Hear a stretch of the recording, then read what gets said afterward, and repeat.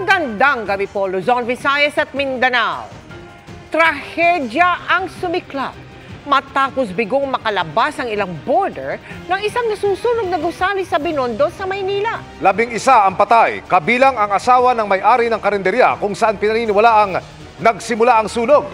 Inaalam na ng Bureau of Fire Protection kung sumabog ang LPG ng kainan at kung may mga paglabag ang gusali. Mula roon nakatutok live si Sandra Aguinaldo. Sandra.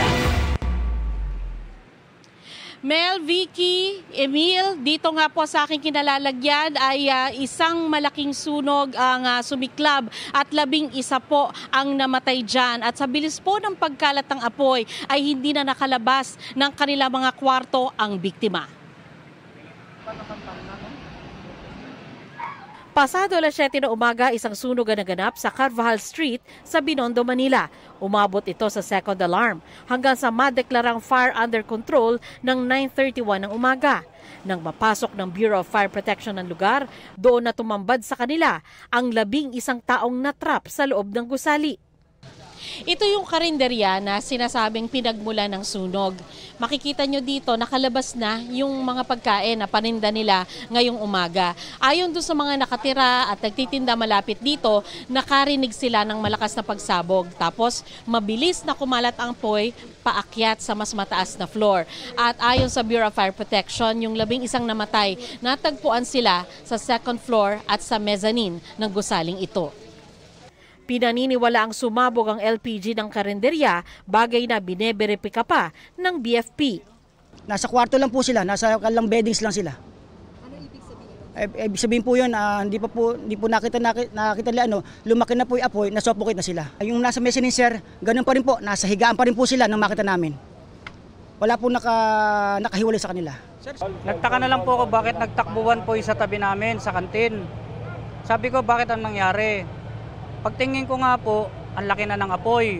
Ngayon po, responde po sana ako, kukuha kong basahan para takpan yung LPG. Huli na po. Mutik pa ako abuti ng putok. Bandang alas 11 ng umaga, nagsimula ng ilabas ang mga nasunog na labi ng mga biktima. Ilang kaanak at kaibigan ang napasugod sa lugar.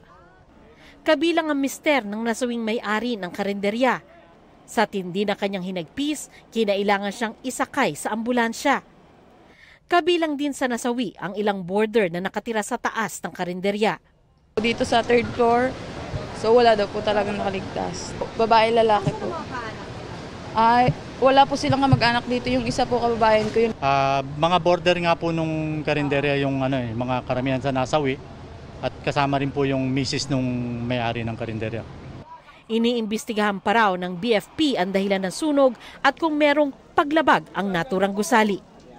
Exits as sufficient enough naman po, kaya lang po made of wood pa rin yung kanilang mga hagdanan.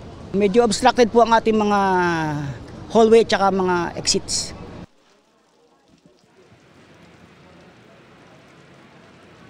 Vicky, kung inyo nakikita dito sa akin likuran, tanaw namin yung bintana ng gusali at yan po ay puro grills. Kaya ayon sa BFP ay hindi na rin nakuhang lumabas pa kahit mula sa bintana noong mga biktima. At ganoon din nadamay po yung mga katabing establishments. Samantala ngayong gabi po ay dumating naman dito si DILG Secretary Benher Abalos at kanya po sinabi na kailangan merong managot sa nangyari dahil 11 po ang namatay sa loob lamang ng napakaikling panahon. Yan muna po ang pinahuling ulat mula dito sa Binondo. Vicky? Maraming salamat sa iyo, Sandra Aguinaldo.